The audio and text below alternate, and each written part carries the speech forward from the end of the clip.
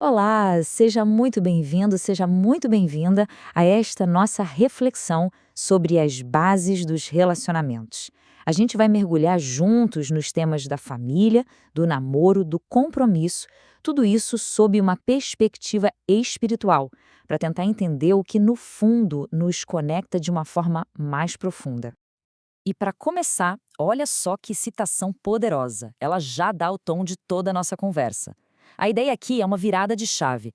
Em vez de pensar em regras de proibições, o foco é em educação, em crescimento. Não se trata de simplesmente ceder aos impulsos, mas de ter responsabilidade. Fica claro que os relacionamentos são vistos como uma jornada de consciência.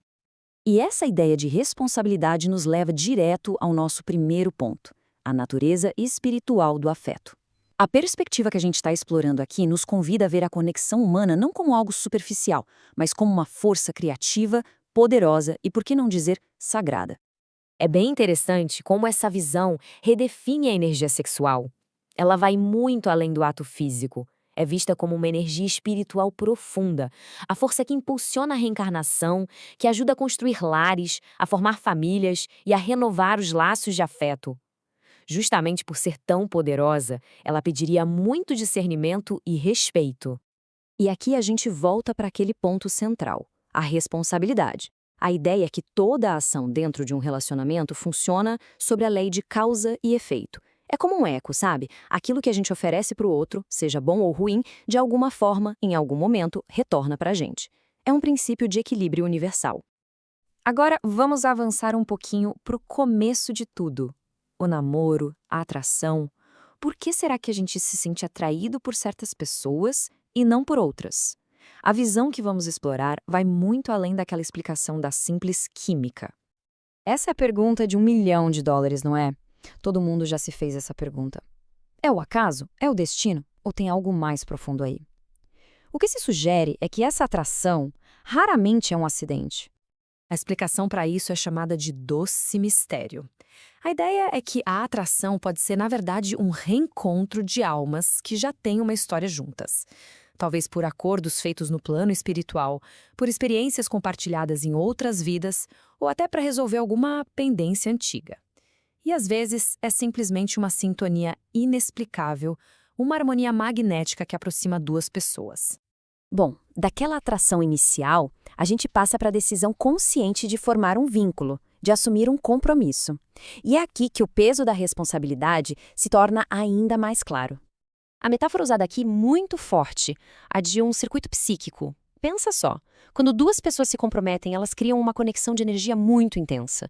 É como um sistema de troca, onde uma alma nutre a outra. E é esse circuito que sustentaria o equilíbrio emocional do casal.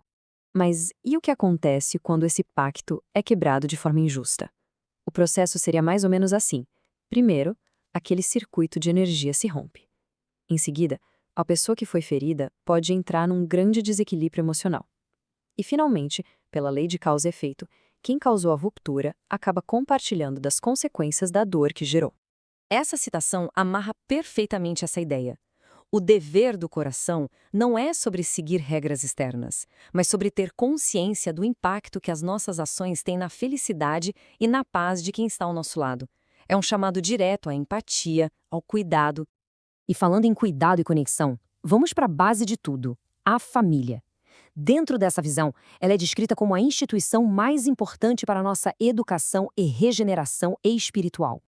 Aqui é feita uma distinção bem importante. De um lado, existiriam as famílias unidas só por laços corporais, que são vistas como mais frágeis e passageiras. Do outro, as famílias unidas por laços espirituais, baseadas em afinidade de alma.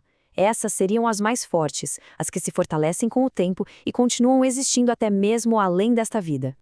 E isso nos leva à metáfora central sobre a família, uma valiosa escola para a alma. Ela é vista como um lugar onde a gente se reencontra com outros espíritos para aprender, para resolver pendências do passado e para crescer em conjunto. Não é só um grupo de pessoas morando juntas, mas sim um verdadeiro projeto de evolução mútua. E quais seriam as funções dessa escola familiar?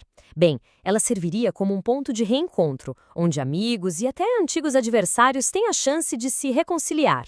Ela nos oferece os desafios e os ajustes que a gente precisa para o nosso destino, funcionando como uma ferramenta de autoaprimoramento. E no fim das contas, a família aqui na Terra seria um pequeno reflexo da nossa imensa família espiritual. Mas a gente sabe que nem tudo são flores. Nenhuma jornada é livre de desafios. E a proposta aqui é muito interessante, é a gente reinterpretar as dificuldades nos relacionamentos, não como fracassos, mas como grandes, e eu digo grandes, oportunidades de progresso. Olha só que perspectiva transformadora. Um relacionamento difícil não precisa ser visto como uma sentença, uma prisão. Pelo contrário, pode ser uma abençoada instituição de ensino. Uma chance de ouro para a gente acertar contas do passado e aprender lições que são essenciais para a nossa alma. Aí fica aquela pergunta, aquela pulga atrás da orelha, não é? Por que justamente com as pessoas que a gente mais deveria amar? Porque os conflitos mais intensos parecem acontecer dentro de casa, com nossos parceiros, pais, irmãos? A resposta, dentro dessa visão, está muito ligada à ideia de reencarnação. A ideia é que, muitas vezes, aquela pessoa que mais nos desafia, que mais nos tira do sério, é justamente alguém com quem a gente tem uma questão a resolver de outras vidas. O conflito de hoje se torna, então, uma oportunidade de ouro para curar feridas antigas através da paciência, da compreensão e, principalmente, do perdão. É a chance de transformar um antigo adversário em um amigo para a eternidade. E este é o caminho proposto para atravessar esses desafios. A sublimação, ou seja, a nossa evolução mais elevada, depende diretamente da nossa capacidade de perdoar. E não é esquecer no sentido de ignorar o que aconteceu, mas sim de liberar o ressentimento, de oferecer misericórdia, tanto para o outro quanto para a gente mesmo. E tudo isso nos leva a uma reflexão final.